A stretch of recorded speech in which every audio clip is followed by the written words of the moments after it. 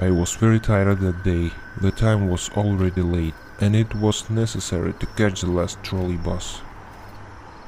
I walked up to the bus stop. There is not a soul around. I sat down on a bench and waited for my fifth trolley bus. Almost 20 minutes have passed, and I have already lost hope of returning home after midnight.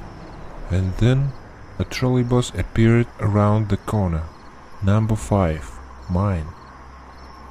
There were 4 people sitting inside, an old lady, some couple, and a drunk who had fallen asleep in the far seat. The driver didn't wait for me to go inside and stepped on the gas, almost pinching my leg. I put the coins on the driver's shelf and went inside. I sat down on the first available seat, almost near the door, and leaning against the glass began to fall asleep to the monotonous buzzing of the trolley bus. Before I could doze off, I felt the trolley bus slowed down and stopped. Another stop? I thought. I felt a kind of cold. I opened my eyes, because there was no sound of doors opening at all. What I saw I will never forget. In the cabin stood a crooked creature of enormous stature, long arms, a shapeless face devoid of eyes and mouth, and a red shoulder back.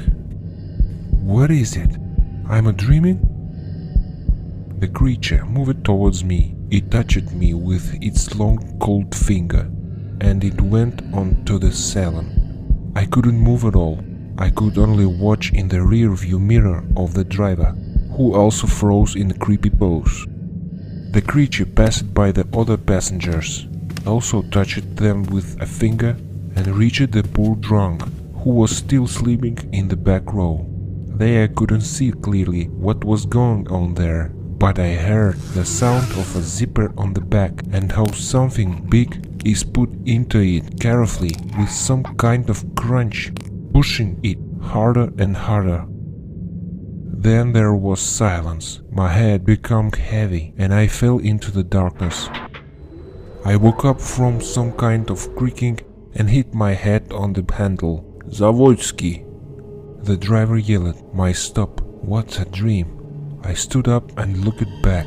A couple of lovers were still sitting on the third row, and Granny was already standing near the central door, getting ready to go out with me too.